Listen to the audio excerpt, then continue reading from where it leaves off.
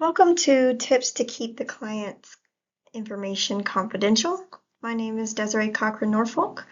Client confidentiality is just one of the most important parts of ethics or business ethics in general. So if there so happens to be a breach or a fatal consequence to your business, might occur. So client confidentiality isn't built on the client or the information that they've shared.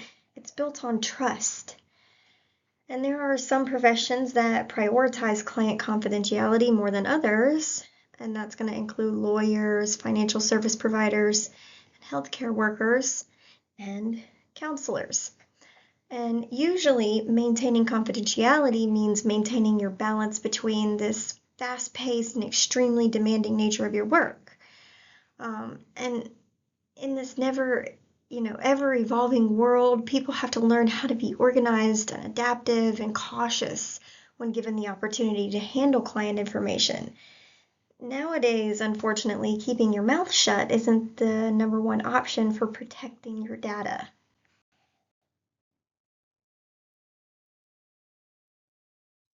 Client confidentiality is a fundamental rule among institutions and individuals that state that they must not share their client's information with a third party without the consent of the client or a legal reason to do so. And normally, access to a client's data is only between the workplace and the customer or the client, but it could also be limited to law enforcement agencies that require legal procedures to get some sort of hold of the information. But this applies to the likes of bank accounts, medical records, and even therapy sessions. So to speak, confidential information that's gathered by lawyers and psychiatrists and even priests should never be revealed to third parties. So protecting our client's confidentiality starts inside the company, not when everything's down in the dumps already. So when it comes to sharing confidential information, regular email isn't going to cut it. Emails can get intercepted and accessed by unauthorized parties. So to prevent this, you need to rely on encryption software to ensure that your information is actually protected while in transit and at rest. We can usually use the company's email. So if you have at counselingcenter.com or something like that, it would be your name at counselingcenter.com. And typically those types of emails are encrypted, but you need to verify that. But just using a regular Gmail, you don't have that. And you need to make sure that there's a business associate agreement attached to that particular company as well. So by using maybe a secured file sharing and messaging platform, something like Titan File or ShareNote or Keepoo or something like that, you can mitigate the risk of an information breach by just securely exchanging those confidential files and messages with the clients or colleagues or outside parties. And this should be the first step for companies that share a lot of information, especially if that information is sensitive. Usually these secure platforms are combined together with security protocols like encryption or two-factor authentication or storage on secure data centers. But just a combination of these features is going to ensure that you're effectively protecting your client confidentiality while you're sharing data. And sure, there's been some technological advancements that have eliminated some of the most tedious physical tasks inside an organization. But one rule still applies, and that's keeping the client's files in a secure space with controlled access. You always want to make sure that you and your team members never leave documents at arm's reach with unauthorized personnel, or clients for that matter. Physical documents must always be labeled, and that also goes for online folders. And if anything, these labels are going to let you know which is which and which is more important. And these three industry regulations that you see on this slide are going to work hand in hand to kind of secure the client's data. So SOC 2 is the more foundational ordinance, as it's the framework used by all technology services or SaaS companies, entailing them to store customer data in a secured file sharing platform to guarantee organizational controls while also practicing effective safeguarding of the privacy of the client. The narrative for professionals working in healthcare or accounting or legal or insurance industries just includes complying with the regulations like HIPAA or PIPEDA. HIPAA, the Health Insurance Portability and Accountability Act, is mandated to protect the privacy of the patient's information in the U.S. And it just states that access to data facilities and devices is restricted. The PIPEDA, the Personal Information Protection and Electronic Documents Act, on the other hand, it regulates the collection, the usage, and the disclosure of that data by a private sector in the for-profit or commercial activities in Canada, actually. And it just appropriately designates the protection of the client's information according to how sensitive it is. Either way, this data has to be protected from breaches and any form of unauthorized disclosure. And both acts state that organizations must be responsible for gathering guaranteeing that protection and the modernization of security measures to kind of furthermore protect the client confidentiality. So you got to stay up to date. And another tip would be routine security trainings. And this belongs to this list for a reason. With the current situation of the world, with the pandemic, people are more stressed than ever. And for cyber criminals, this is the perfect time for attacks like phishing or farming or breaching your client's data head on. Staff security training is kind of hosted to educate employees on how these attacks work and how they can really be detrimental to the life or the death of the company, especially the trust founded in you by your clients. And while we're on the topic of employees, you need to make sure to follow proper employee screening and background checks on potential staff members before granting them access to the client's information inside the company. Factors like a criminal background check, a drug test, a credit check, and even radical views might be helpful to you and the company in the long run. There's instances where people who've had problems with addiction and sex are more vulnerable to ethical lapses and bribery. Just make sure that ethically everything's aligned. Now we want to stay alert and never be too overconfident with our cybersecurity. Year after year, cyber criminals have found more and more ways to breach systems to get a hold of client information. We have to remain vigilant and always keep everybody in the loop.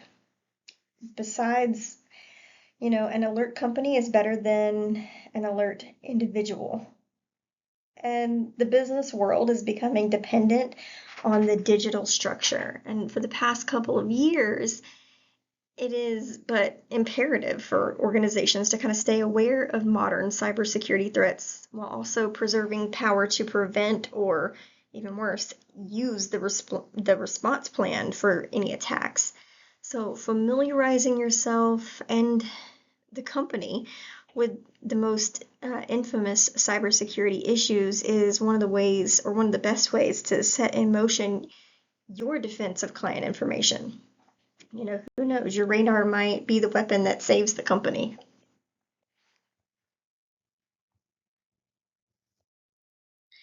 And you might think it isn't much, but security technology does serve as your first barrier of defense against breachers for client information. The likes of anti-malware and antivirus are essential programs to protect both your company and client confidentiality. So you want to make sure you have that anti-malware and that antivirus software loaded onto all computers and even your tablets and your cell phones. Just as much as vaccines work against viruses, these security technologies work all the same. So organizations, they have to keep their programs updated. And just to be sure, always scheduled for updates. Having these tools doesn't guarantee a breach-free environment, but let's face it, cyber criminals are working tirelessly to perfect their methods. So let's just hope these anti-malware and antivirus systems work harder. Let us not undermine the importance of these particular defenses. Getting them, keeping them up to date, while also acquiring revamped defenses to your systems are great starts at foundational pieces to protect client confidentiality. And in the workplace, confidential information is often, not always, but often represented in physical or digital documents. And it includes employee and customer information like home addresses, telephone numbers, email addresses, usernames, passwords, driver's license numbers, financial information, tax information, medical information, social insurance numbers. It is imperative that we keep this information close to the chest, so to speak. There's also proprietary information and trade secrets that give a company the competitive edge, including the processes, the client lists, the supplier lists, financial data, product plans, marketing strategies, research findings, business plans, things like that. And then there's sensitive company information like employee misconduct information, employee disciplinary records, salary negotiations, planned payoffs. And employees, unfortunately, often pose the biggest risk to company confidentiality. When employees have access to private information or documents, they could intentionally or unintentionally share ideas and other private information. But thankfully, there's some ways to kind of mitigate this risk. One of the best ways that companies protect sensitive information is by including a confidentiality clause in certain contracts. The most obvious contract that often contains a clause like this is the employment contract. Employees pose that large threat to the company confidentiality. When they have access to private business information or client information, they could divulge it to competitors or the general public at any time. So by having employees sign contracts with a confidentiality clause, they become legally bound to keep specific company information or client information private. In an employment contract, it's crucial to define what's considered confidential information to eliminate misunderstandings and ensure that the contract can be enforceable. And in addition to hiring employees, companies often hire contractors like consultants or freelancers, especially in the substance abuse field.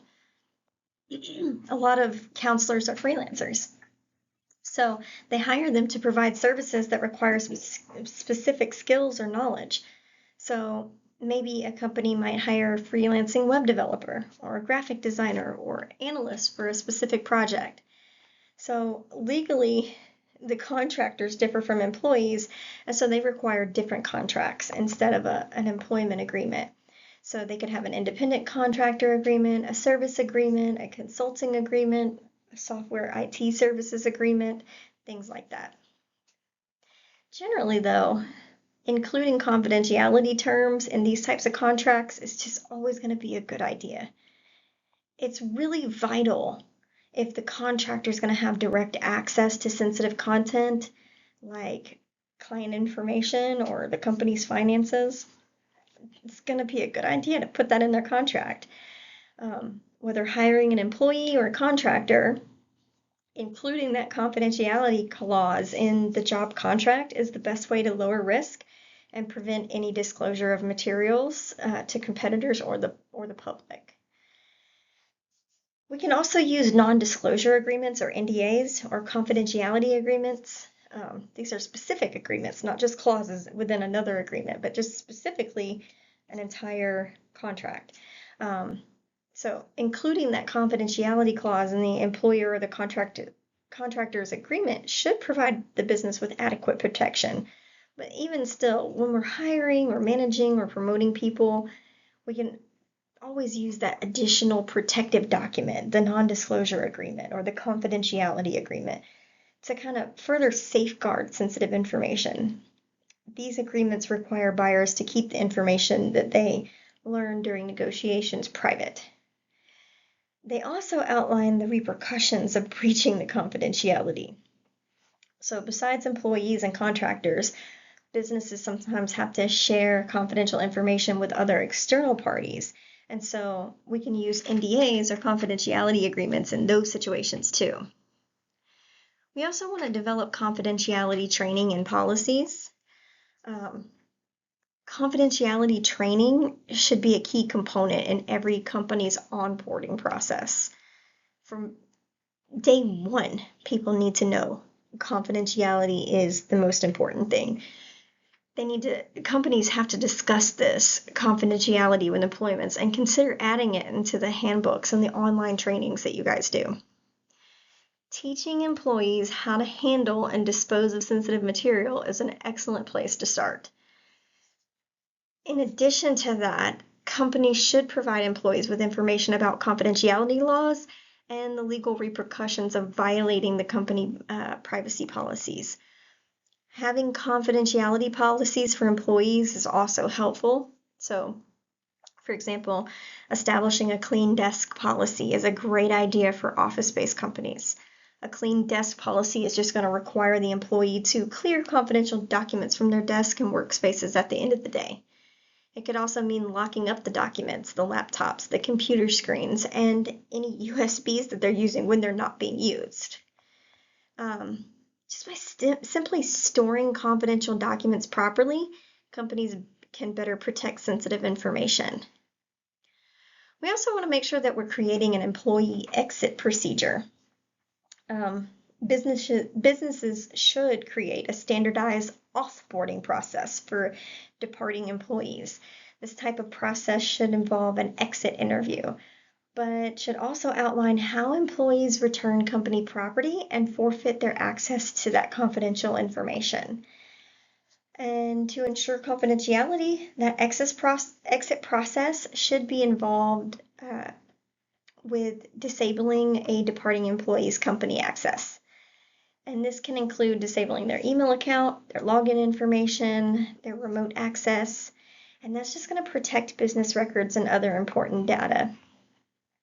After an employee leaves, some companies may also choose to change company-wide passwords that access sensitive company information and important software. And that practice can be especially crucial if a departing employee is terminated. But failing to disable the departing employee's accounts and change their password can lead to security breaches that negatively affect the business. Therefore, these precautions should be taken immediately. Having a process better ensures that employees don't take confidential material with them, and it reduces the company's exposure to certain security risks. We also need to watch what's said, especially in the office. Many different employees are going to discuss personal matters just casually without realizing that they can easily be overheard by another party. And they might end up discussing confidential matters that might be overheard by a third party. And there's some ways that we can mitigate this issue and reduce the sound transfer in the offices that can't be remodeled. One of those is white noise machines or using a radio. Placing a white noise machine or a radio in waiting areas is going to help to reduce the ability of other people to hear what's being said in your office or outside of counseling room doors. And these items can be placed in the counseling office themselves if needed, depending on the level of sound transfer. We also want to use rugs. If you can't do wall-to-wall carpeting, then just throw some rugs around to kind of help absorb the noise. A really thick rug is best, but be sure to consider any tripping hazards and client mobility. Wheelchairs, canes, and walkers do well on flat surfaces, whereas like shag or fuzzy rugs can really impact their mobility, so kind of give it some thought before you purchase any thick rugs.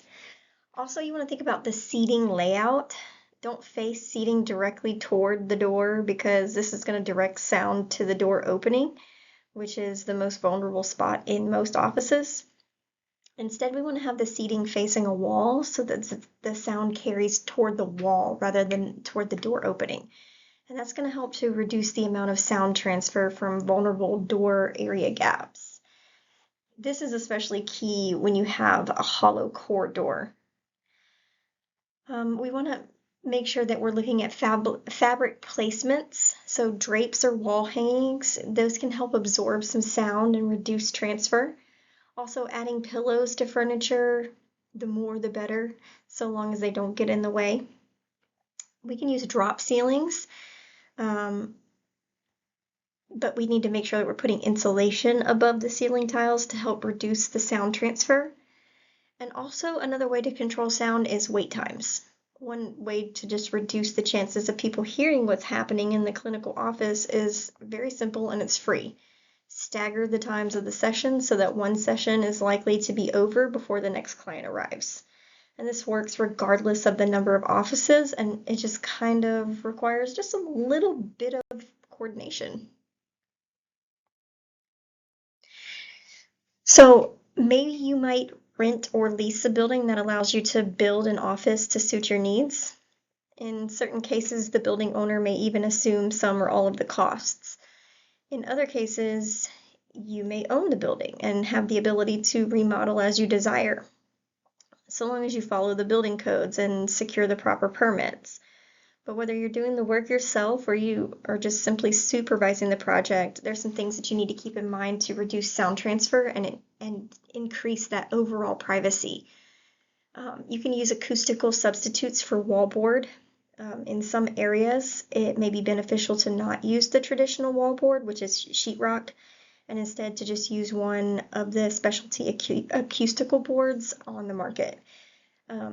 Each one of them offers, superior sound deadening, but they can be expensive, like 5 to 10 times the material cost of that traditional wallboard. In all of the offices that, people have transformed, they opt to use the products once on just like a sensitive wall, maybe.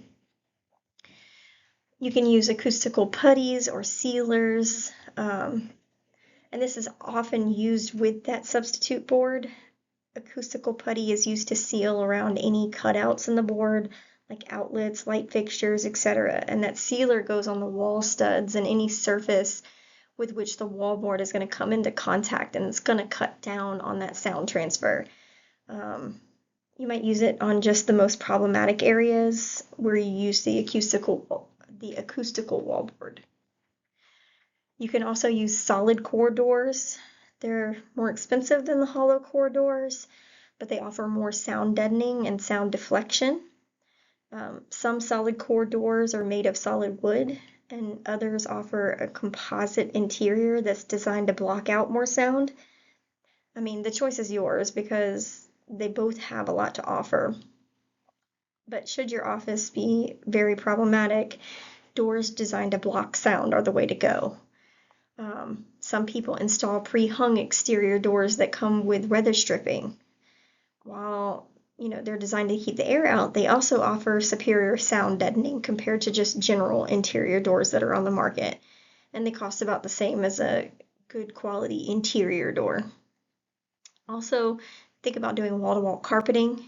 Hardwood and other surface floors are beautiful and they can last a lifetime compared to the wall-to-wall carpeting, but the carpeting does more to absorb the sound than the hard surfaces can.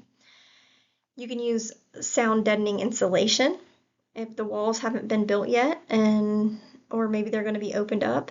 Sound deadening insulation is a must. Materials for an average size office are going to cost hundreds of dollars, but they're also going to offer some of the most effective sound deadening.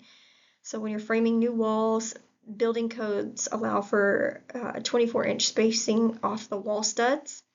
In some areas it's 16 inches, but it's often far more cost effective to stick with the 16-inch on center setup, meaning that every wall stud is installed 16 inches apart from the next one to it if it's measured from the center of the stud. And that's most commonly used spacing for walls that are being insulated. And as such, the cost of the insulation for 16 inches is far cheaper. And it's important to kind of remember to do all the walls, including the interior walls, to have effective sound deadening in the office. And whenever possible, also add sound deadening insulation in the ceilings and the floors. Also, you want to think about doorway placement. Doorways are one of the biggest sources of sound transfer. So if you have the option, avoid having office doors open directly into the waiting areas. Instead, try to have a hallway between so that any sound that may escape doesn't go directly into the waiting area. And if that's not possible, just think about the seating layout and any white noise machines. And we really want to avoid trendy. More and more old buildings are being converted from factories into office spaces, and these areas are often beautifully urban and ultra trendy, right? And one of the biggest drawbacks to these spaces is the trend to build the walls only 8 feet tall, even though the ceilings are 14 to 20 feet tall.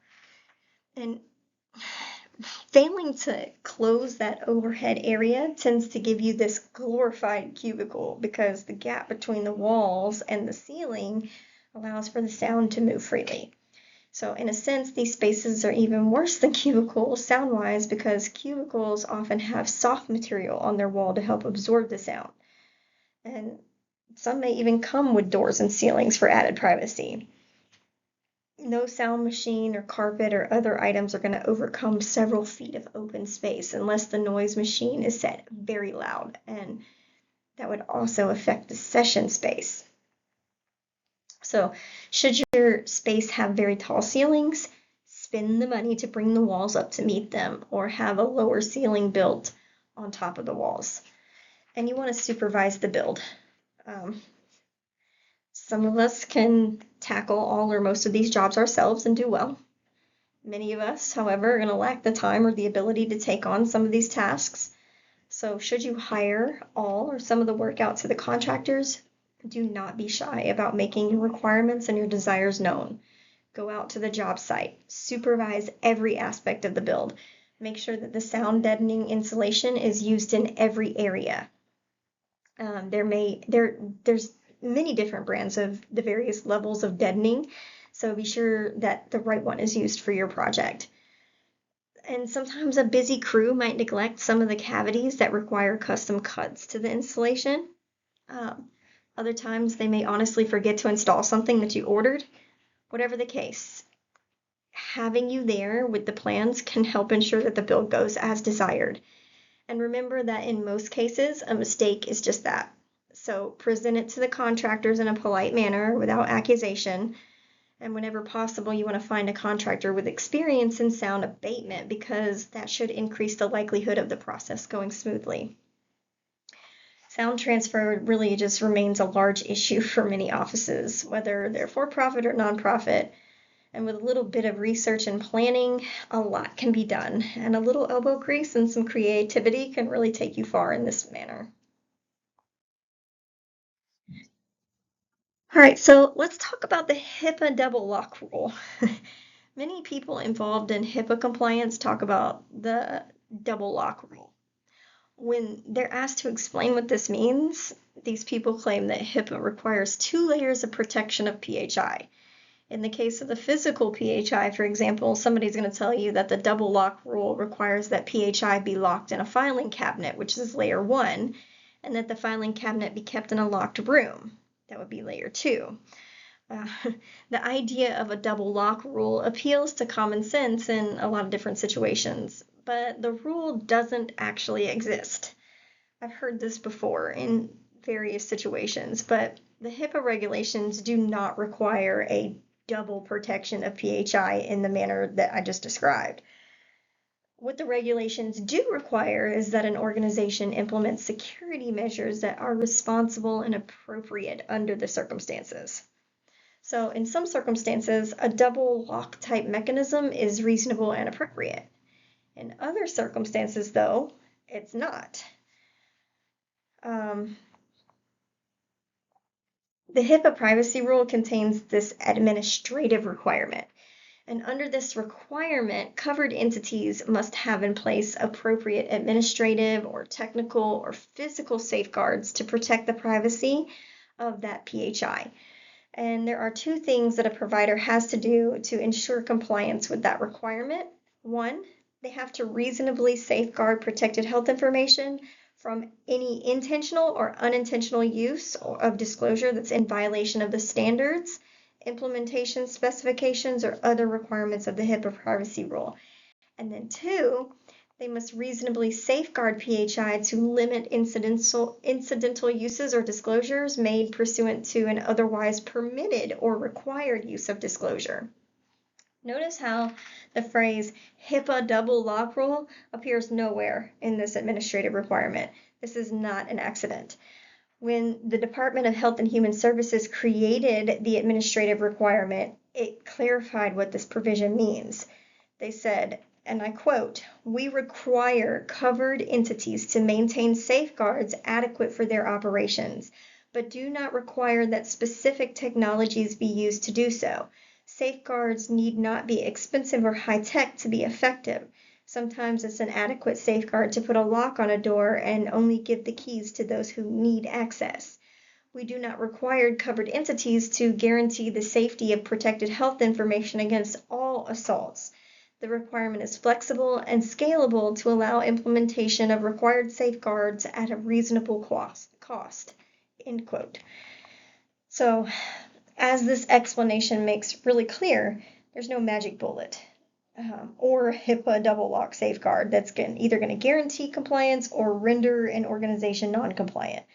What is required is that the provider maintain an effective safeguard. Effective means effective under the circumstances. And providers are neither required to bankrupt themselves nor use any and all high-tech gadgetry available to be in compliance with that administrative requirement. So instead of demanding a HIPAA double lock rule, HHS requires healthcare professionals just to observe a rule of reason.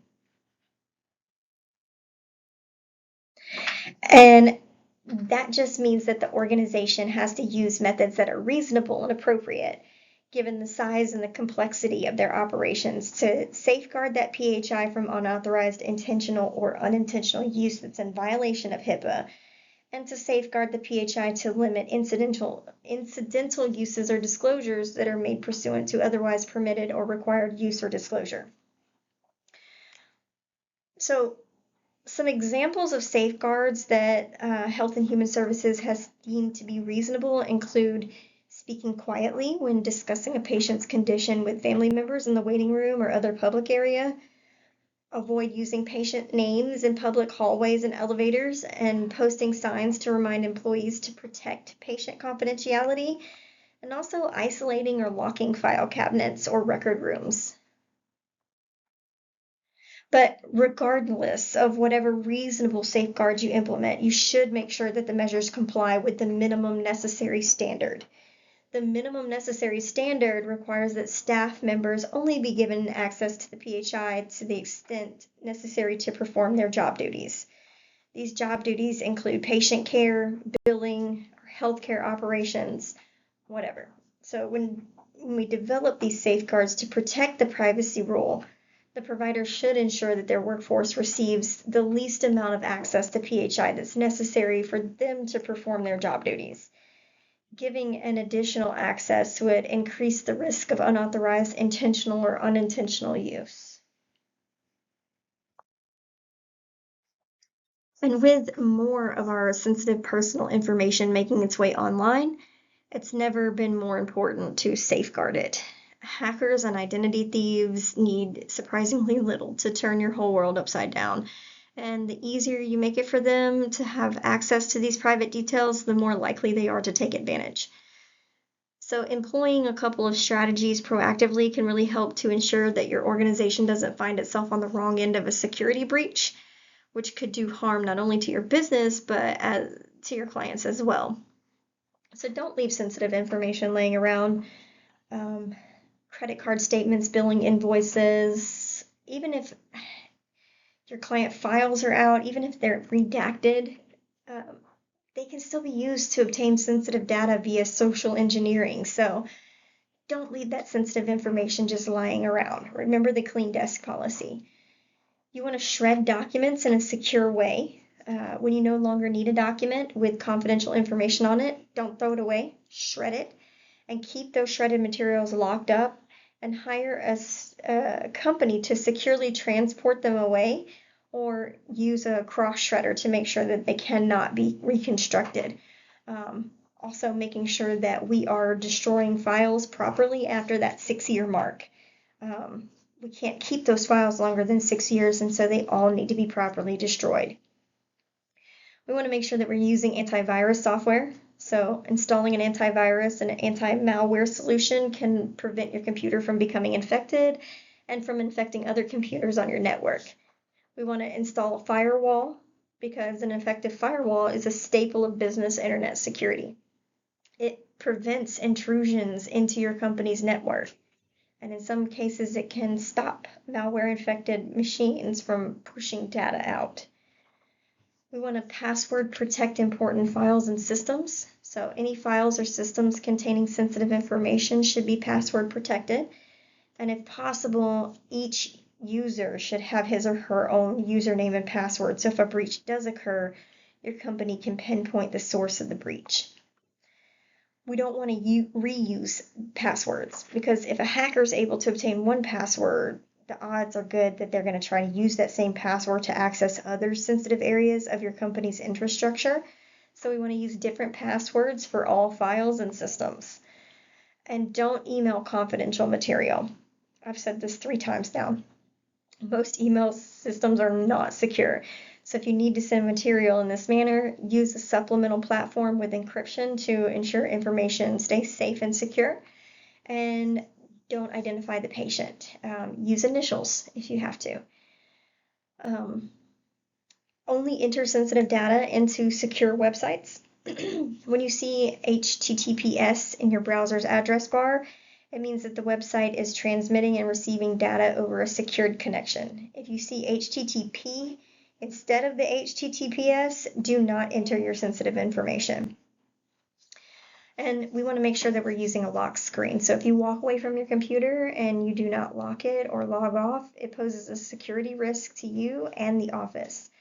Someone can use your computer in an unauthorized way, even if you're away for just a few minutes, like to send an email from your account, or tamper or delete your files, or access and download confidential data. So the easiest way to kind of prevent unauthorized access to your desktop is to lock it when you're away, because you're not going to shut down any program or close any files that you're working on. All you have to do to get back into your computer is just enter your password, and you can pick up where you left off. So locking your screen can be accomplished in 2 ways: through password-protected screensaver, or by locking it manually when you leave your desk. I would suggest using the password-protected screensaver after a short period. So let's say you forget to shut your screen down. After 1 minute, the screen locks, or 30 seconds, the screen locks. Taking action to protect your data and increase your internet security can really help protect your business from those with nefarious intentions, so to speak. And you're going to find that these recommendations, when you put them into place, it takes far less time than you'd spend dealing with the aftermath of an intrusion. And it's going to cost you far less in resources and lost productivity. And lastly, I want to make sure that I cover cell phones. In this day and age, we're all using cell phones. We're accessing our emails from our cell phones, and calling our clients from cell phones, and storing client information. And we want to make sure that if we were to lose our phone, that it is doubly encrypted. So you want to make sure that there's a password on it, a passphrase or something, a PIN at least, to get into the phone. Using biometrics is a great way to protect the phone. And also having the ability to wipe the phone remotely is a great way to protect client information. And one last thing, there are screen covers that can reduce the likelihood that somebody walking past your screen is going to be able to see any client confidential information.